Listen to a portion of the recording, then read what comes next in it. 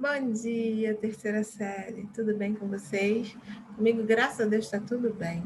Não fiquem preocupados, que em breve a titia estará de volta, né? Na semana anterior, eu bati na trave, não consegui dar aula presencial para quem é presencial, mas essa semana vocês devem ter recebido comunicado, por eu trabalhar em outra escola, que deixou os professores de quarentena, não só eu, mas os outros professores também, que trabalham simultaneamente nas duas escolas, na Evolução e no outro, né?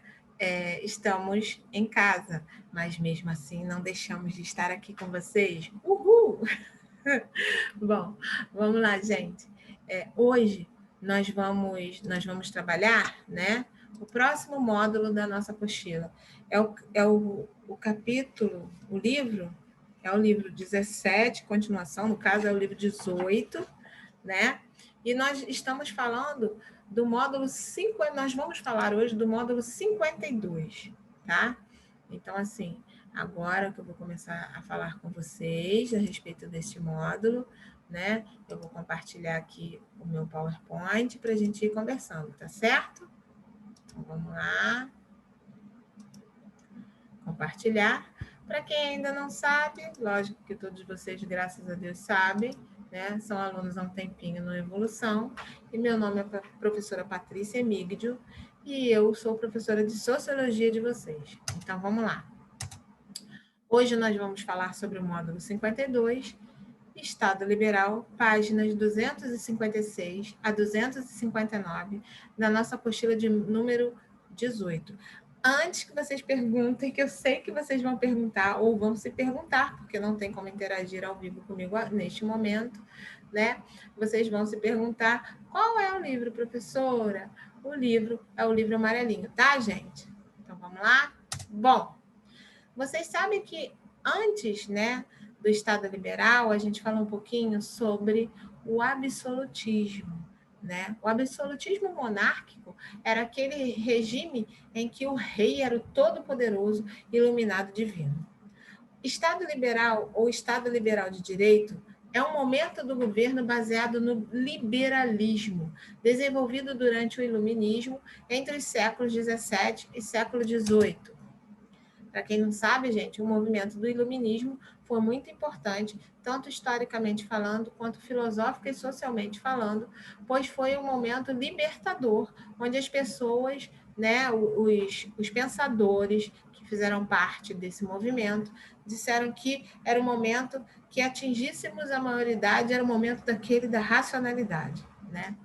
O liberalismo se opôs ao governo controlador e centralizador do Estado absolutista, que tinha como principais características o acúmulo de riquezas, o controle da economia e uma relação de autoritarismo entre o governo e o povo. Não somente de favorecimento, né, dos reis, que eram os iluminados divinos, mas também o favorecimento de todo o clero que apoiava esse pensamento.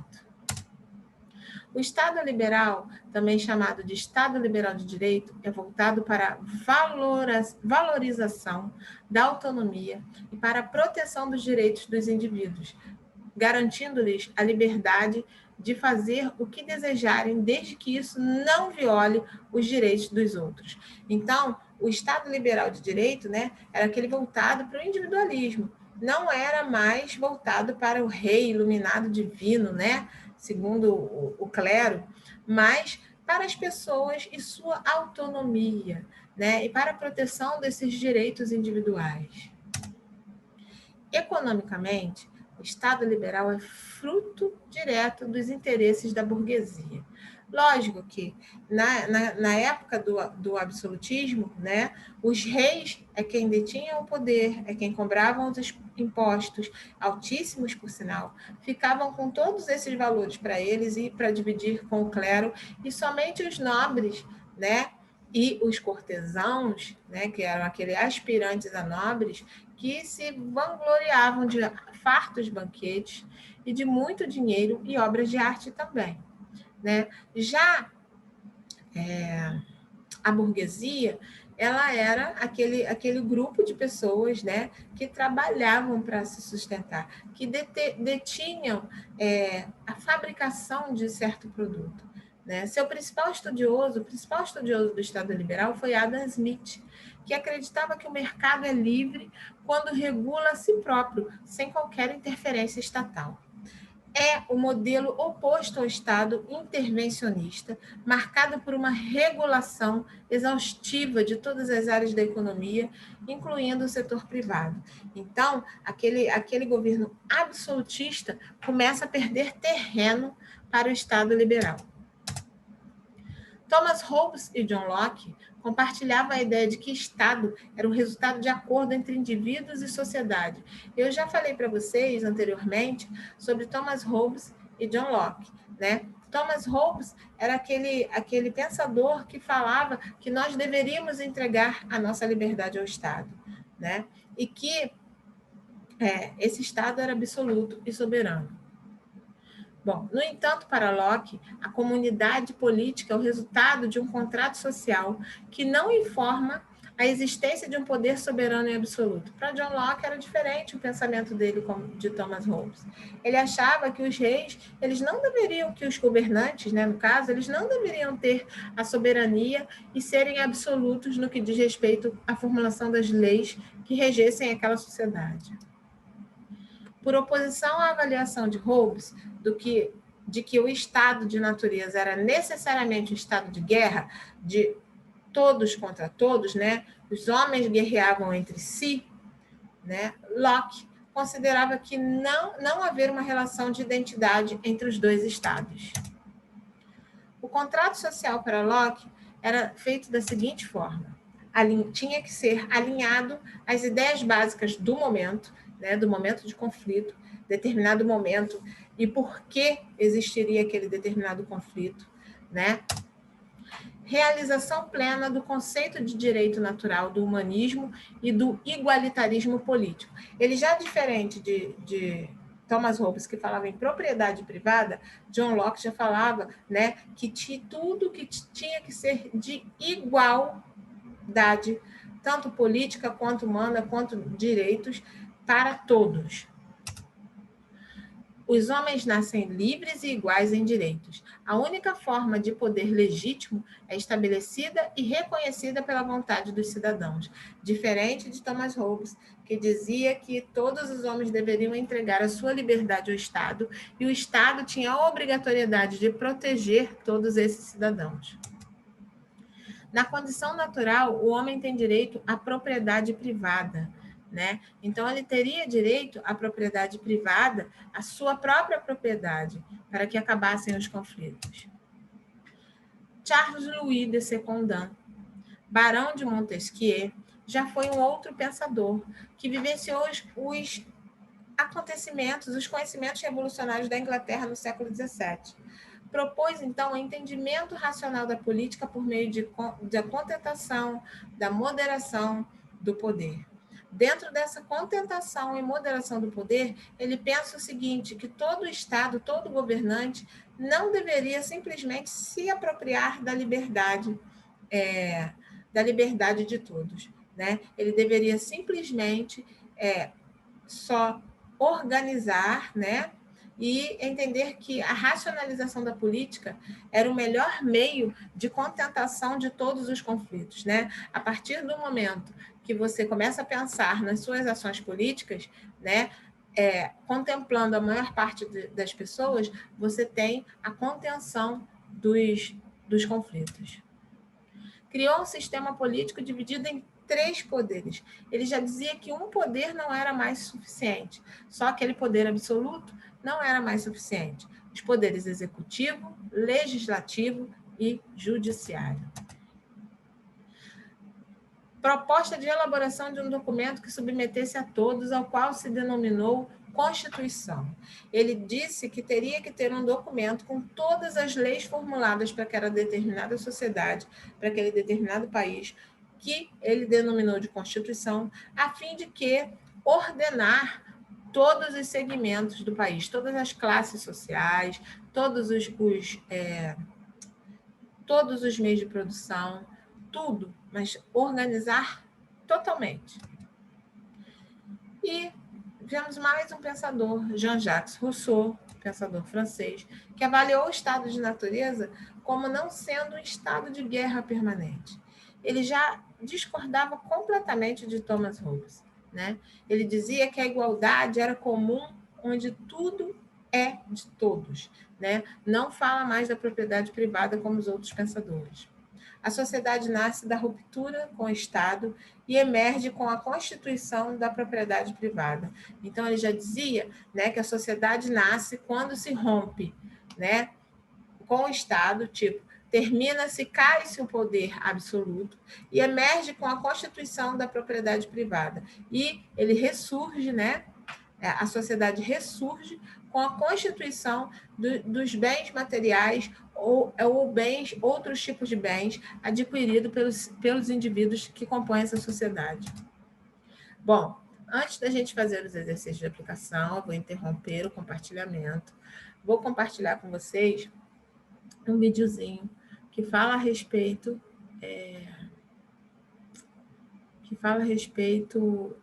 da nossa matéria, do módulo 52, tá bom? Vamos lá, deixa eu achar o vídeo, achei. Compartilhar. Todo mundo está vendo? Visualizando? Então, vamos lá.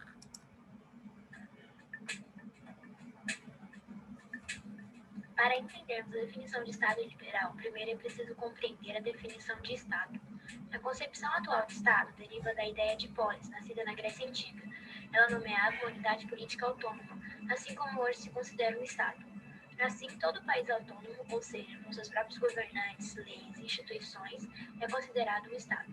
No final do século XVIII, diante do Estado absolutista vigente na França e da insatisfação e indignação que ele estava gerando na sociedade totalmente estratificada do país, eclode a chamada Revolução Francesa. A classe que se destacou no período e entrou em ascensão foi a burguesa. Uma das bases liberais foi chamada liberalismo, que surge com o advento do iluminismo entre os séculos XVII e XVIII. O Estado liberal será aquele que tem sua base no liberalismo social. Ele nasce em oposição radical ao modelo centralizador e controlador do Estado absolutista. Enquanto o absolutista objetivava o acúmulo de riquezas, o controle das atividades econômicas e era caracterizado por uma relação autoritária entre o governo e o povo, o liberal possuía como pontos principais a não intervenção do Estado e a liberdade econômica. John Locke, filósofo iluminista considerado pai do liberalismo, afirmava que no Estado natural o homem vive em harmonia e possui 3 direitos básicos: liberdade, propriedade privada e direito à vida. A relação entre sociedade e Estado é liderada por meio do chamado contrato social, que determinava que esses direitos seriam a única e principal função do Estado. Outro pensador que contribuiu para a consolidação do liberalismo foi Adam Smith, que acreditava em uma economia que deveria ser estimulada e regulada pelo próprio mercado, e não por uma elite política. David Ricardo, que escreveu Princípios da Economia Política e Taxação, tinha 2 leis. A primeira lei férrea dos salários, que dizia que o trabalhador receberia o mínimo necessário para sua subsistência, permitindo-lhe perpetuar a espécie. A segunda lei da renda diferencial da terra. A gente sabe que as terras possuem diferentes níveis de fertilidade. Dessa forma, o valor do produto seria diferenciado e ordenado a partir da melhor terra. Assim, os produtos de terras férteis seriam produzidos a menor custo que os demais, porém vendidos com o mesmo valor, gerando lucro.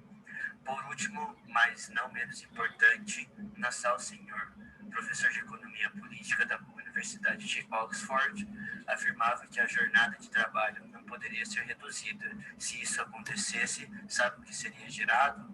Menor lucro. Logo, ela deveria ser ampliada cada vez mais. Para sabermos o como. Bom, então, eu passei aqui para vocês um videozinho sobre o liberalismo, interrompi o compartilhamento. Agora, vocês vão pegar a apostila para a gente fazer os exercícios de aplicação da página 272 e 273, tá? Vamos lá? Pegando a apostila, por favor. Dá um tempinho para vocês pegarem esses exercícios. Vamos lá. Página 272. Locke divide o poder do governo em 3 poderes, cada um dos quais origina um ramo de governo. Poder legislativo, que é o fundamental, poder executivo, no qual é incluído o judiciário, e poder federativo, que é o poder de declarar a guerra, consertar a paz e estabelecer alianças com outras comunidades. Enquanto o governo continuar sendo expressado da vontade livre dos membros da sociedade, a rebelião não é permitida. É injusta a rebelião contra o governo é injusta contra a rebelião contra um governo legal. Mas a rebelião é aceita por Locke em caso de dissolução da sociedade e quando o governo deixa de cumprir sua função e se transforma em uma tirania. Com base no texto e nos conhecimentos sobre John Locke, considere as afirmativas a seguir, assinalando V para as verdadeiras e F para as falsas. O direito de rebelião é um direito natural e legítimo de todo cidadão sob vigência da legalidade. Falso, não é verdade. O direito de rebelião não é um direito natural. Segunda lacuna, o Estado deve cuidar do bem-estar material dos cidadãos. Verdade. O Estado, de acordo com John Locke, deve cuidar dos seus bens materiais. Terceira lacuna, o poder legislativo ocupa um papel preponderante.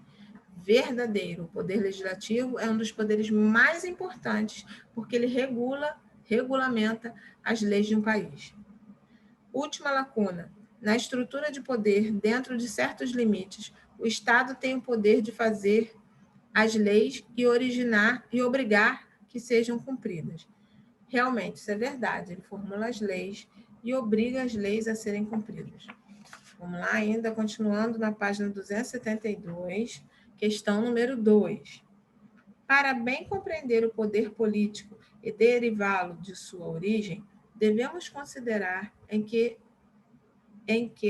estado todos os homens se acham naturalmente, sendo este um estado de perfeita liberdade para ordenar-lhes as ações e regular-lhes as posses e as pessoas conforme acharemos conveniente, dentro dos limites da lei da natureza, sem pedir permissão ou depender da vontade de qualquer outro homem. Com base na leitura do texto apresentado, explique a condição do homem em estado de natureza, de acordo com John Locke. Vamos lá, gente. A lei natural, a resposta. A lei natural informa a existência de uma condição humana de liberdade, seguida necessariamente pela ideia de igualdade, pois todos os homens são iguais em sua liberdade. Por fim, a liberdade possibilita também a escolha do que lhe aprouver na natureza, e o que é escolhido torna-se propriedade de quem escolhe. Assim, a propriedade aparece com direito natural derivado de liberdade. Página 273, né? Aí nós temos a questão 3 dos exercícios de aplicação. Para que não haja abuso, é preciso organizar as coisas de maneira que o poder seja contido pelo poder. Tudo estaria perdido se o mesmo homem ou o mesmo corpo dos principais ou dos nobres ou do povo exercesse esses 3 poderes: o de fazer leis, o de executar as resoluções públicas e o de julgar crimes ou divergências dos indivíduos. Assim, criam-se os poderes legislativo, executivo e judiciário, atuando de forma independente para a efetivação da liberdade, sendo que esta não existe sem a mesma pessoa ou grupo exercer os referidos poderes concomitantemente, né? A divisão e a independência entre os poderes são condições necessárias para que possa haver liberdade em um Estado. Isso pode ocorrer apenas sobre um modelo político em que haja Letra A. Exercício de tutela sobre as atividades jurídicas e políticas. Letra B. Consagração do poder político pela autoridade religiosa. Letra C. Concentração do poder nas mãos de elites técnico-científicas. Letra E. Não, minto. Letra D. Estabelecimento de limites aos atores públicos e às instituições de governo. Letra E. Reunião das funções de legislar, julgar e executar nas mãos de um governante eleito. A resposta correta é a letra D de dado. Meninos e meninas, neste momento eu vou pedir para vocês, depois que nós fizemos esses exercícios de aplicação, vocês vão assistir o vídeo de novo, né? Ler as páginas do módulo 52 e depois vocês vão fazer os exercícios propostos da página 273 a 256, que são os exercícios de casa. Tá, meninos e meninas? Então, ó, muito obrigada pela atenção de vocês. Espero que estejam todos bem e em breve nós nos veremos pessoalmente também, se Deus quiser, se Deus assim o permitir, tá? Fiquem com Deus e até a próxima aula, hein? Tchau, tchau.